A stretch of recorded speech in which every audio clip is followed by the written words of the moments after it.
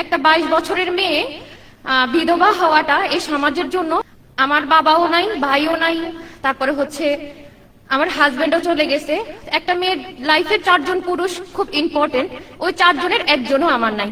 আমার হাজবেন্ড আপনাদের যুদ্ধ ছিল হয়তো 17 বছরের, কারো 3 মাসের, কারো 1 মাসের, কিন্তু আমার জীবন যুদ্ধ। আমি যতদিন বাঁচবো ততদিন আমার এতিমকে নিয়ে হচ্ছে আমার সামনের জীবন আগাইতে হবে। যে স্টুডেন্টদের পানি আর শুকনা খাবার দিতে গিয়ে শহীদ হয়ে যান।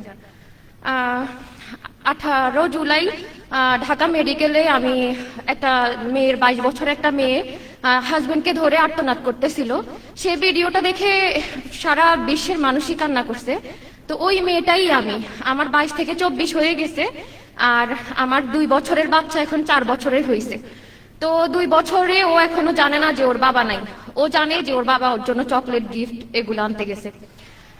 তো আমার 2 বছরের স্ট্রাগলের কথা আমি বলে শেষ করতে পারবো না, কিন্তু আমার সেই দুর্বিষহ প্রথম অবস্থায় যারা হচ্ছে আমার পাশে এসে দাঁড়াইছিল তারা হচ্ছে জামাত ইসলাম। ওরা যে সময় আমার পাশে এসে দাঁড়াইছে ওটা আমি আজীবন মনে রাখবো, আমার মৃত্যু পর্যন্ত। আমার খারাপ সময়টা সারা জীবন থাকবে না, কিন্তু আমার খারাপ সময় কারা ছিল তাদের আমি আজীবন মনে রাখবো। একটা 22 বছরের মেয়ে বিধবা হওয়াটা এই সমাজের জন্য কিরকম হয় এটা সবাই জানে আমরা। আমার বাবাও নাই, ভাইও নাই, তারপরে হচ্ছে আমার হাজবেন্ডও চলে গেছে। একটা মেয়ের লাইফে 4 জন পুরুষ খুব ইম্পর্টেন্ট, ওই 4 জনের একজনও আমার নাই। আমার হাজবেন্ড আপনাদের যুদ্ধ ছিল হয়তো 17 বছরের, কারো 3 মাসের, কারো 1 মাসের, কিন্তু আমার জীবন যুদ্ধ। আমি যতদিন বাঁচবো ততদিন আমার এতিমকে নিয়ে হচ্ছে আমার সামনের জীবন আগাইতে হবে।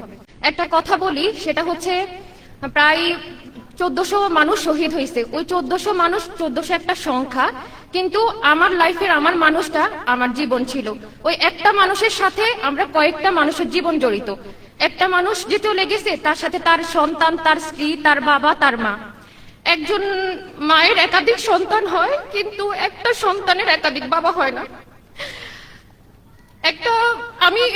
আমি এতিম ছোটবেলা থেকে, আমার বাবা ছিল না, আর আমার সন্তানও যে এতিম, এটা আমি ওটা বলতে পারি না, আমার সাহস নেই।